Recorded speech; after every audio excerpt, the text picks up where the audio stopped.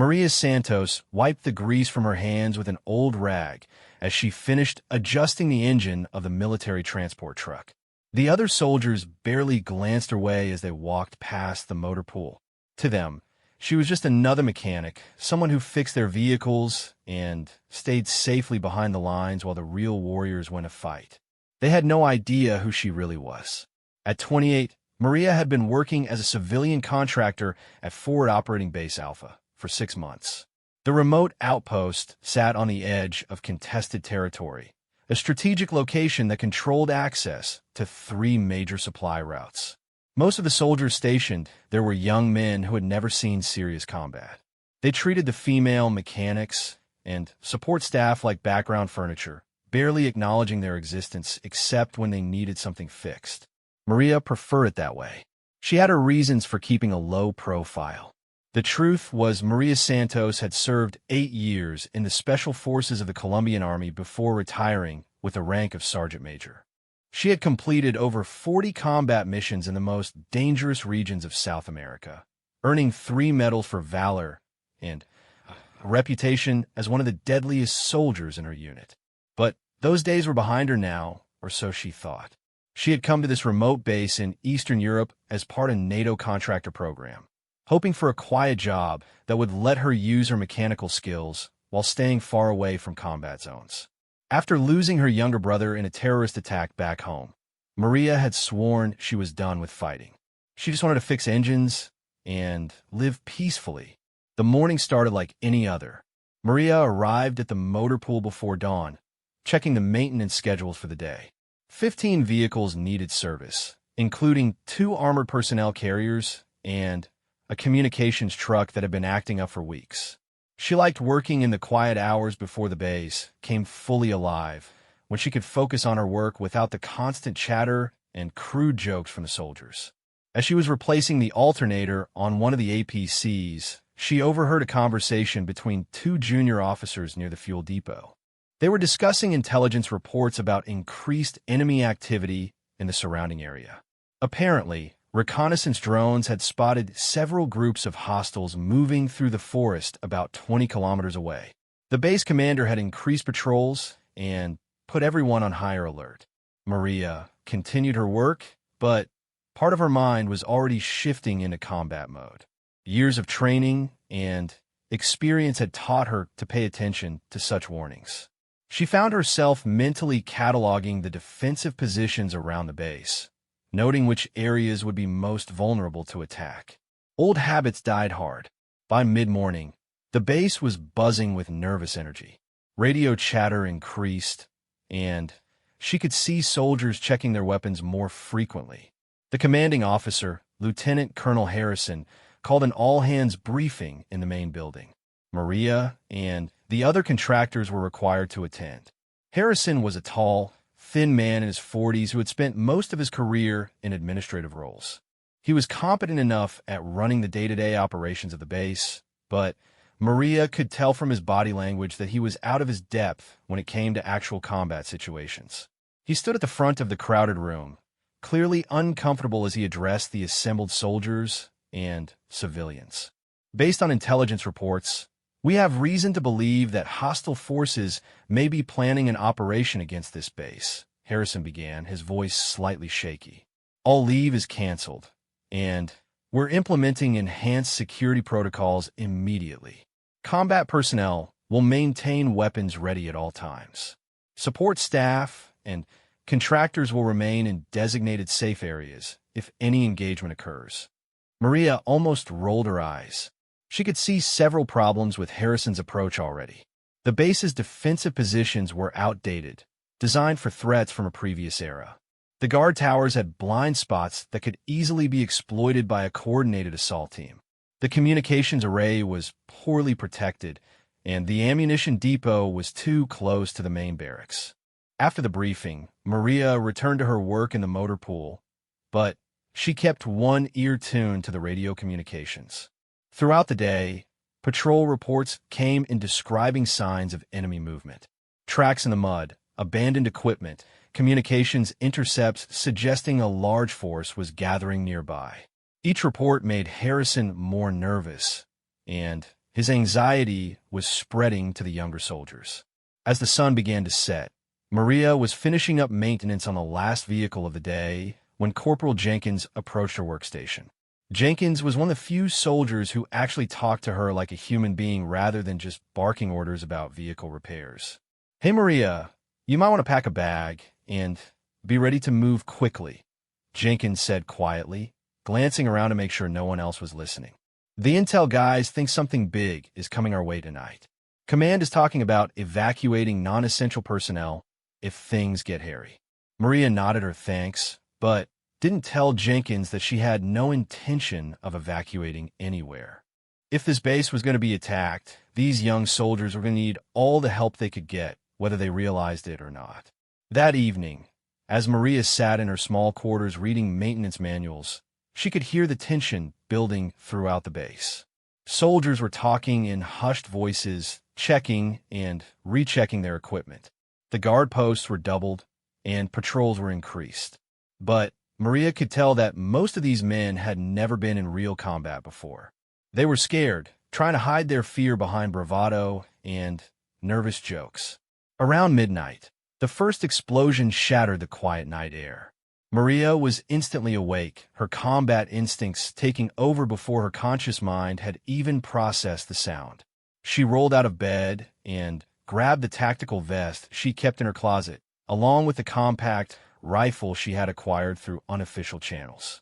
Within 30 seconds, she was dressed and armed, moving toward the window to assess the situation. The attack was coming from 3 directions simultaneously, exactly as she would have planned it herself. Mortar rounds were falling on the main compound, while small arms fire erupted from the tree line to the north and east. The western approach was quiet, which meant that was probably where the main assault force would come from once the defenders were drawn to the other threats. Maria could hear Lieutenant Colonel Harrison shouting orders over the radio, but his commands were confused and contradictory. He was telling units to reinforce positions that were already overrun while leaving critical areas completely undefended.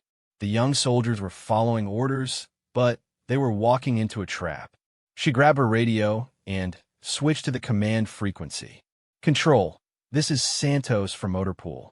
You have hostiles moving up the western slope in at least platoon strength. They're using the mortar attack as a diversion." "Santos, get off this frequency," Harrison's voice crackled back. "All non-combat personnel need to report to the safe room immediately." "Sir, with respect, you have about 50 enemy soldiers about to overrun your position. Your defensive deployment is wrong." "I said get off this frequency. That's an order." Maria switched off the radio and shook her head. She had tried to do this the easy way. Moving quickly through the base, she could see that the situation was deteriorating rapidly. 2 of the guard towers had been taken out by rocket-propelled grenades, and enemy infiltrators were already inside the perimeter. The soldiers were brave enough, but they were fighting as individuals rather than as a coordinated unit, and they were being picked off one by one. Maria reached the motor pool and quickly gathered the equipment she needed. Her years in special operations had taught her that the key to surviving an overwhelming assault was mobility and surprise. She couldn't stay in one place and try to hold ground like a regular infantry unit. She needed to move constantly, hit the enemy when they weren't expecting it, and disappear before they could respond. The first enemy soldier she encountered was trying to plant explosives on the fuel depot. Maria approached from behind, moving silently across the gravel. The man never knew what hit him. She took his radio and ammunition, then moved on to her next target. Over the next 20 minutes, Maria systematically began dismantling the enemy assault force. She used her intimate knowledge of the base layout to move through areas the attackers hadn't secured yet, hitting them from unexpected angles. Each engagement lasted only seconds before she was moving again, leaving confusion and dead enemies in her wake. The enemy commander had clearly studied the base's defensive positions and planned his attack accordingly. But he hadn't counted on facing someone who thought like he did, someone who could anticipate his moves and counter them effectively. Maria had spent years fighting guerrilla forces who used exactly these tactics, and she knew how to turn their own methods against them.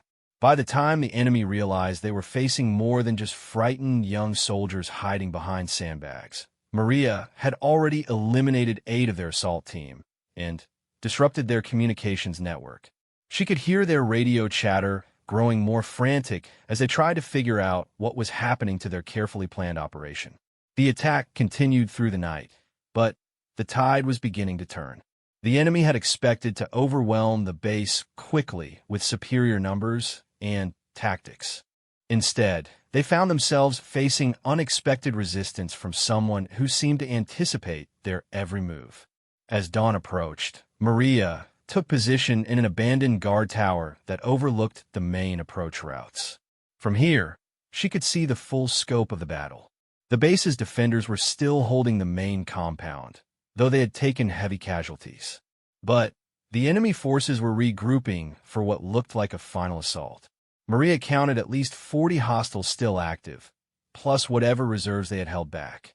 The base defenders were down to maybe 20 effective soldiers, most of them wounded and running low on ammunition. Lieutenant Colonel Harrison was still alive, but had lost control of the situation entirely. Looking through her scope, Maria could see the enemy commander directing his forces from a position near the tree line. He was a professional, probably ex-military himself, and he was good at his job. But he was about to learn that being good wasn't always enough. Maria had spent 8 years learning from the best special forces instructors in the world. She had fought in jungles, in mountains, in cities, and deserts. She had faced drug cartels and terror cells, corrupt militaries, and rebel forces. And she had never lost a mission. Tonight wasn't going to be the first time. As the first light of dawn began to illuminate the battlefield, Maria chambered around and settled in for the fight of her life. The enemy thought they were attacking a poorly defended supply base with a handful of scared soldiers. They had no idea they were about to face a warrior who had been forged in some of the deadliest conflicts on Earth. The real battle was just beginning. Behind her, she could hear Lieutenant Colonel Harrison trying to call for reinforcements, but the nearest friendly forces were hours away. The radio crackled with desperate requests for air support that wouldn't arrive in time. As far as the outside world knew, Forward Operating Base Alpha was about to fall. Maria allowed herself a thin smile as she acquired her first target of the day. Let the enemy think they had already won. She was about to teach them the difference between a mechanic and a warrior. The morning sun climbed higher, casting long shadows across the battlefield. Somewhere in the distance, she could hear the enemy commander shouting orders to his men, coordinating their final assault. They were confident now, certain that victory was within their grasp. They were wrong. Maria Santos had come to this remote base looking for peace and quiet. Instead, she had found 42 enemy soldiers who were about to learn why she had earned 3 medals for valor and a reputation as one of the deadliest fighters in the Colombian Special Forces. The woman they had dismissed as just another mechanic was about to remind everyone present that the most dangerous warriors were often the ones you never saw coming. The battle for Forward Operating Base Alpha was about to begin in earnest, and Maria Santos was ready to show these invaders exactly what a real soldier could do when everything was on the line. She had tried retirement, tried to leave the warrior behind, and live as a simple mechanic. But some things never change, and some people are born to fight. As the enemy forces began their final advance, Maria took a deep breath and let her training take over. In her mind, she was no longer Maria the mechanic. She was Sergeant Major Santos of the Colombian Special Forces, and she had work to do. The enemy commander's voice crackled across the radio frequencies as he directed his remaining forces toward the main compound. Through her scope, Maria could see him clearly now, a tall man with graying hair who moved with the confidence of someone accustomed to winning. He had positioned himself well, staying back from the immediate fighting while maintaining visual control of the battlefield. Maria adjusted her scope and steadied her breathing. At 400 meters, it would be a challenging shot, but far from impossible for someone with her training. However, killing the commander now might actually work against her. A dead leader would be replaced by someone else, possibly someone more cautious who might withdraw when the casualties mounted. But a living commander who was watching his carefully planned operation fall apart would likely make increasingly desperate decisions, giving her more opportunities to exploit. Instead, she shifted her aim to the radio operator standing next to the commander. The man was coordinating communications between the assault teams, and his death would create confusion in the enemy ranks without triggering an immediate withdrawal. Maria squeezed the trigger, and the radio operator dropped instantly. Immediately, she moved from her position, knowing that the muzzle flash would have revealed her location to any trained observer. As she relocated to another firing position, she could already hear the enemy commander shouting angrily into his radio, trying to re-establish contact with his scattered units. The main assault was beginning now, with the enemy forces converging on the compound from multiple directions. Maria could see at least 30 hostiles moving across the open ground, using suppressing fire and smoke grenades to mask their advance. The defending soldiers were putting up fierce resistance, but they were outnumbered and outgunned. From her new position near the communications building, Maria had a clear view of the eastern approach route. She waited until the first assault team was fully committed to their advance before opening fire. Her first shot dropped the team leader, causing the following soldiers to dive for cover behind whatever obstacles they could find. But Maria wasn't interested in a prolonged firefight. Instead, she moved again, circling around to hit the same team from a different angle. By the time they realized where the shots were coming from, she had eliminated 3 more hostiles and disappeared into the maze of buildings and equipment that made up the base infrastructure. The key to her success was never staying in one place long enough for the enemy to coordinate a response. She would fire a few shots, eliminate 1 or 2 targets, then move immediately to a completely different position before engaging again. To the enemy forces, it felt like they were being attacked by ghosts. Maria's radio crackled with Lieutenant Colonel Harrison's increasingly frantic attempts to coordinate the defense. She could hear the fear in his voice as he realized that his position was being overrun. Most of his soldiers were pinned down in defensive positions that had been compromised, and he had no reserves left to commit. "This is control to all units," Harrison's voice came over the radio. "We have enemy forces inside the perimeter. All non-essential personnel need to evacuate to the safe room immediately. Repeat, all civilians and support staff evacuate now." Maria almost laughed. If she evacuated now, Harrison and his soldiers would all be dead within the hour. Instead, she switched her radio to the frequency the base's sniper team would have used if they'd had one.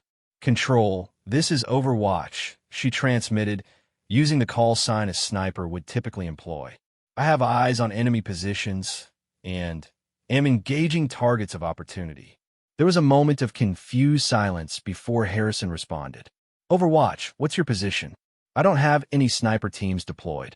"Control, recommend you redirect your forces to defensive positions around the main building. I'll handle the perimeter harassment."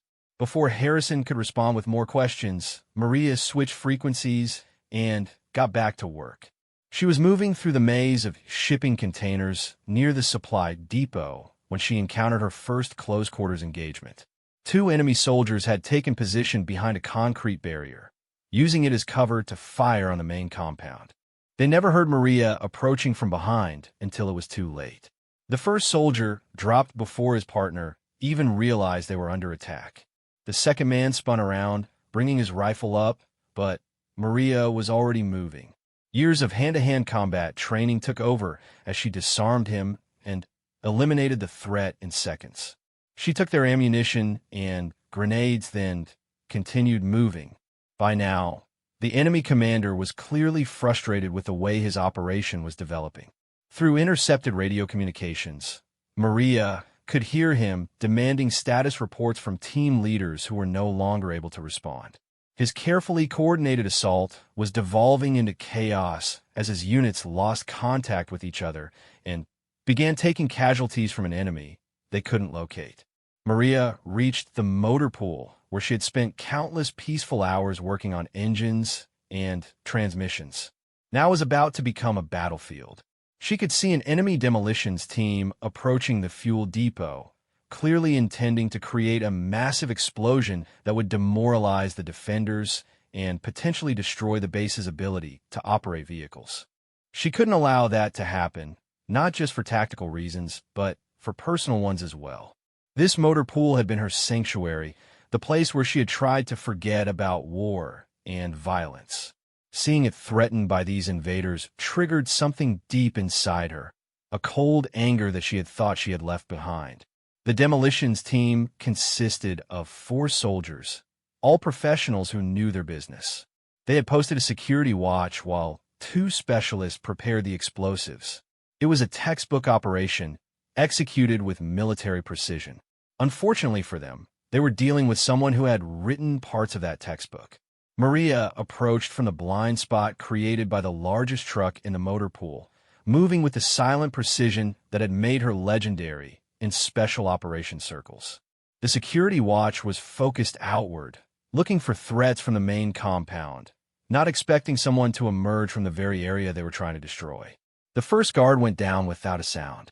Maria was on the second before he could raise an alarm, eliminating him with clinical efficiency.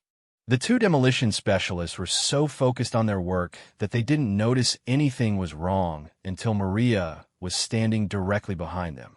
"Step away from the explosives," she said quietly. Both men spun around, reaching for their sidearms, but they were dealing with someone who had spent years perfecting the art of close-quarters combat. The engagement was over in seconds, leaving Maria alone with enough plastic explosives to level half the base. She quickly disarmed the charges, then took a moment to study the enemy's setup. These weren't amateur insurgents or local militia. The equipment was military-grade, and the tactical execution was sophisticated. Someone was funding and training this assault force very well indeed. Maria gathered the useful equipment and ammunition, then began moving toward her next objective. She had identified a pattern in the enemy's movement that suggested they were trying to isolate the main compound before launching a final coordinated assault. If she could disrupt their timing, she might be able to prevent them from achieving the numerical advantage they needed. The next enemy team she encountered was trying to establish a heavy weapons position on the roof of the maintenance building. They had a machine gun and what looked like a rocket launcher, both of which could devastate the compound's defenses if they got them operational. Maria approached from below, using the building's external staircase to reach the roof access. The enemy soldiers had posted a guard at the stairs, but he was watching the compound rather than the stairway itself. Maria eliminated him silently, then moved onto the roof where 3 more hostiles were setting up their weapons. The engagement was swift and decisive. Maria used grenades taken from previous encounters to neutralize the heavy weapons, then dealt with the surviving enemy soldiers before they could call for backup. Within minutes, she had eliminated another 4-man team and prevented them from establishing a position that could have changed the course of the battle. But the enemy wasn't giving up. If anything, the mounting casualties were making them more aggressive and less careful. Maria could hear their commander on the radio, demanding that his remaining forces push forward regardless of cost. He knew that time was working against him now, and he was willing to sacrifice his men to achieve his objectives. Maria was moving between buildings when she caught sight of the enemy's reserve force. They had been held back from the initial assault, probably as a final strike force to exploit any breakthrough. Now, they were moving forward, clearly intending to overwhelm the compound through sheer numbers. She counted at least 15 soldiers in this group, all heavily armed and moving with tactical discipline. They were the enemy's best troops, probably kept in reserve for exactly this situation. If they reached the compound, they would likely succeed in overrunning the remaining defenders. Maria found herself facing a tactical dilemma. She could continue her hit-and run tactics, picking off individual soldiers and disrupting their communications. But that approach would take too much time, and the compound's defenses were already stretched to the breaking point. She needed to do something dramatic to change the momentum of the battle. Looking at the terrain between her position and the advancing reserve force, Maria began formulating a plan that would have been considered suicidal by any reasonable military standard. But she had learned long ago that sometimes the most effective tactics were the ones that seemed impossible. She made her way to the base's ammunition depot, a reinforced building that housed everything from small arms rounds to artillery shells. The structure was designed to contain explosions, but Maria knew that with the right approach, she could turn those safety features into a weapon. Working quickly, she gathered several demolition charges and began placing them around the depot's exterior walls. She wasn't trying to breach the building itself, which would have required more explosives than she had available. Instead, she was creating a controlled collapse that would send the depot's contents flying in a predetermined direction. The enemy reserve force was advancing along a predictable route, using a depression in the ground that provided cover from the compound's defensive positions. It was smart tactical thinking, but it also meant they would be bunched together in a relatively confined area when Maria triggered her improvised weapon. She finished placing the charges and took position at the detonator. Through her scope, she could see the enemy soldiers moving closer to the killing zone she had prepared. They were professionals advancing by bounds with proper covering fire, but they had no idea what was waiting for them. Maria watched the lead elements enter the depression, followed by the main body of the reserve force. When roughly half the unit was in the target area, she triggered the demolition charges. The explosion was spectacular, sending a shower of debris and secondary explosions across the battlefield. The ammunition depot's contents erupted in a chain reaction of detonations that lit up the dawn sky like a fireworks display. When the smoke cleared, the enemy's reserve force had been effectively eliminated as a fighting unit. The psychological impact was immediate. Maria could hear the panic in the enemy radio communications as the surviving assault teams realized that their reserve had been wiped out. The commander's voice was no longer confident and controlled. Now he sounded desperate and angry. "All units, fall back to rally point 7, he transmitted. "Prepare for immediate withdrawal." But Maria wasn't finished yet. She had spent the entire night being reactive, responding to the enemy's initiatives and trying to minimize their advantages. Now it was time to go on the offensive and finish what they had started. She began moving toward the tree line where the enemy commander had established his control position. If she could eliminate him and his command staff, the remaining assault teams would lose their coordination entirely. Without leadership, they would either surrender or scatter, ending the threat to the base. The approach to the command position will be the most dangerous part of her entire night.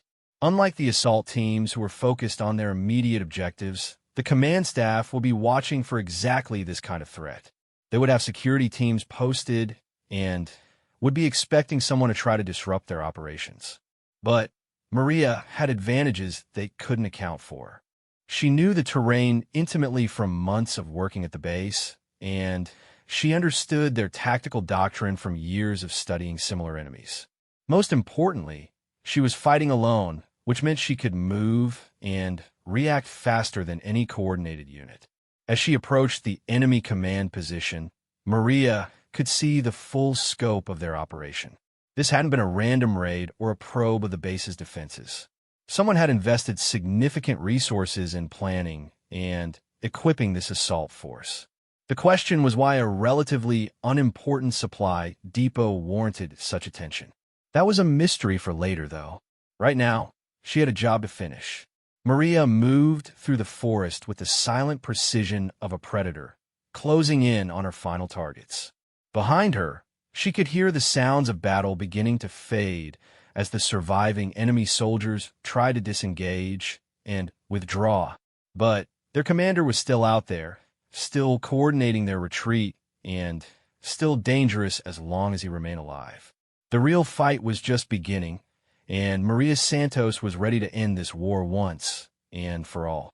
The enemy command position was established in a natural clearing about 600 meters from the base perimeter, protected by dense forest on three sides and offering a clear view of the battlefield. Maria could see why the commander had chosen this location. It provided excellent observation and communications coverage while remaining far enough from the fighting to avoid direct engagement. Unfortunately for him, he hadn't counted on someone with Maria's particular skill set coming to visit. She approached from the northeast, moving through the heaviest part of the forest where the undergrowth would mask her movement.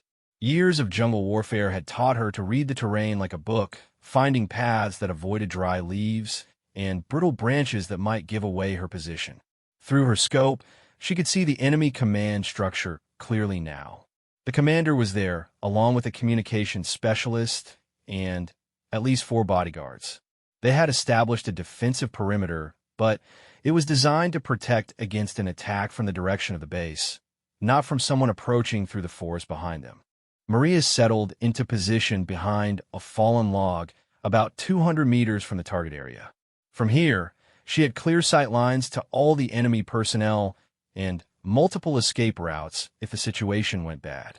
She took her time studying the scene, identifying each person's role, and planning her sequence of engagement. The communication specialist was her primary target. Take him out first, and the remaining assault teams would lose their coordination entirely. The bodyguards would be next, followed by the commander himself. She wanted him alive if possible to answer some questions about who had organized this attack and why. Maria was about to begin her final assault when her radio crackled with an unexpected transmission. Overwatch, this is Control. What's your status? We're showing massive explosions in your area. It was Lieutenant Colonel Harrison, apparently still trying to figure out who had been helping defend his base all night. Maria had to admire his persistence, even if his tactical skills left something to be desired. Control, this is Overwatch. Enemy reserve force has been neutralized. Currently engaging command and control element. Overwatch, I need you to identify yourself immediately. I have no record of any sniper assets at this base. Maria almost smiled. Poor Harrison was probably going through his personnel files, trying to figure out who had been saving his life all night. She decided to enlighten him. Control, this is Maria Santos from the motor pool. Thought you might need some help. The radio was silent for almost 30 seconds before Harrison's incredulous voice came back. Santos, the mechanic? This is impossible. Sir, we could discuss my qualifications later. Right now, I have enemy personnel on my sights and need to complete the mission. Before Harrison could respond with more questions, Maria switched off her radio and focused on the task at hand. She had work to finish. Through her scope, she watched the enemy commander pacing back and forth as he tried to coordinate the withdrawal of his scattered forces. He was clearly frustrated with how the operation had developed, barking orders into his radio and gesturing angrily at his subordinates. Whatever he had expected to accomplish at this base wasn't going according to plan. Maria acquired her first target, the communications specialist who was hunched over a portable radio setup. She controlled her breathing, settled the crosshairs, and squeezed the trigger. The man dropped instantly, his radio equipment sparking as it hit the ground. The bodyguards reacted immediately, spinning toward the direction of the shot and bringing their weapons up. But Maria was already moving, relocating to a position 30 meters away, where she had a different angle on the target area. The enemy commander was shouting orders, trying to organize a response to this new threat. But his security team was trained to deal with direct assault, not with a sniper who could appear and disappear like a ghost. They began firing wildly into the forest, but their shots were going nowhere near Maria's actual position. From her new location, Maria had a clear shot at 2 of the bodyguards who had taken cover behind a large tree. She fired twice in rapid succession, then moved again before the muzzle flash could give away her position. 2 more enemies down, leaving the commander with only 2 remaining bodyguards. The surviving security team was beginning to panic now. They had lost over half their number to an enemy they couldn't see or locate, and their communications were down.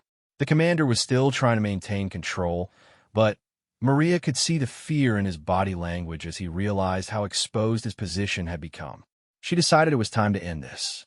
Maria flanked around to the south side of the clearing, approaching from the direction the enemy would least expect. The remaining bodyguards were focused on the forest to the northeast, where her previous shots had originated. They never saw her coming until she was less than 50 meters away. The engagement was swift and decisive. Years of close-quarters combat training made the outcome inevitable from the moment Maria entered effective range. Within seconds, both bodyguards were down, leaving the enemy commander alone and surrounded. Maria emerged from the tree line with her rifle trained on the surviving enemy leader. He was a man in his 50s, with the bearing of a professional soldier and intelligent eyes that were now filled with the recognition of defeat. He had dropped his sidearm and raised his hands, but Maria could see him calculating options, looking for any advantage he might still possess. "On your knees," she commanded in clear, accented English. The commander complied, but his eyes never stopped moving, studying her appearance and trying to assess this unexpected opponent. "You're not military," he said after a moment. "Wrong equipment, wrong tactics. Private contractor, does it matter?" Maria replied, keeping her rifle trained on his center mass while she approached. "You came here to attack a NATO base. You failed. Your forces are dead or scattered. Game over. You eliminated over 30 trained soldiers by yourself," the commander said, his voice carrying a note of professional respect. "That's impressive. Who trained you?" Maria was close enough now to see the insignia on his uniform, and what she saw made her pause. He was wearing the collar tabs of a Serbian army colonel, but his equipment was Russian, and his accent suggested Eastern European Special Forces background. This was getting more complicated by the minute. "Colombian Special Forces," she answered honestly. 8 years active duty, 43 combat missions. "And you?" "Spetsnaz, then Serbian military intelligence. 22 years of service before I went private." He paused, studying her face. "Santos, you said? I think I've heard of you. The operation in Medellin 3 years ago. The cartel safe house that disappeared overnight." Maria felt a chill. If this man knew about her classified operations from her Special Forces days, then this wasn't a random attack at all. Someone had specifically targeted this base, and they had done their homework on the personnel stationed here. "Who sent you?" she demanded, pressing the muzzle of her rifle closer to his chest. The colonel smiled grimly. "That's classified information, though I suspect it won't matter much longer." Before Maria could ask what he meant, she heard the distinctive sound of helicopter rotors approaching from the east. Not one aircraft, but several, and they were coming fast. She looked up through the forest canopy and caught glimpses of military helicopters painted in colors she didn't recognize. "Extraction team?" she asked. "Something like that," the colonel replied. "Though not for me, I'm afraid. My employers tend to clean up loose ends rather thoroughly." Maria's tactical situation had just become much more complicated. If these helicopters contained hostile forces, she was about to be outnumbered and outgunned in a way that even her skills couldn't overcome. But if they were friendlies responding to Harrison's calls for help, then she needed to identify herself quickly before she got shot by her own side. The radio crackled with Harrison's voice. "All units, we have incoming helicopters, origin unknown. All personnel take cover and prepare for possible hostile contact." Maria keyed her radio. "Control, this is Santos. I have the enemy commander in custody, but we have incoming aircraft of unknown origin. Recommend you try to establish contact and verify their identity." "Santos, where the hell are you? And how did a mechanic capture an enemy commander?" Before she could answer, the helicopter's sounds were getting much louder. Maria could see the aircraft now, 3 black helicopters moving in tactical formation toward the base. They had no visible markings, which in her experience usually meant either special operations forces or mercenaries. The colonel was watching her reaction carefully. "You might want to consider letting me go," he suggested. Those pilots have orders to eliminate all witnesses to this operation. Your nationality won't protect you." "Nice try," Maria replied. "But I've been threatened by better people than you." The first helicopter was passing directly overhead now, and Maria could see armed men in tactical gear preparing to fast rope down into the clearing. Their equipment looked professional, but she couldn't identify their nationality or unit markings. This was about to get very interesting. Maria grabbed the colonel by his body armor and dragged him toward the thickest part of the forest, moving quickly to avoid the open area where the helicopters could deploy their forces. If these were hostiles, her only chance was to use the forest terrain to her advantage and try to reach the base before they could organize a pursuit. Behind her, she could hear the helicopters setting down in the clearing, followed by the sound of boots hitting the ground as assault teams deployed. Whoever they were moving with military precision and purpose. The colonel was stumbling as she pushed him through the undergrowth, but she could tell he was deliberately slowing their progress, hoping to give his presumed rescuers time to catch up. Maria solved that problem by flexing her fingers around his throat in a way that communicated her willingness to solve the problem permanently if necessary. "Move faster," she hissed, "or I'll leave you here for them to find." They reached the edge of the forest just as the base's defensive positions came into view. Maria could see soldiers manning the perimeter, their weapons trained outward as they watched for signs of the new threat. Lieutenant Colonel Harrison was in the command bunker, talking rapidly into multiple radios as he tried to coordinate a response to the developing situation. Maria's radio crackled with urgent transmissions from the helicopter pilots.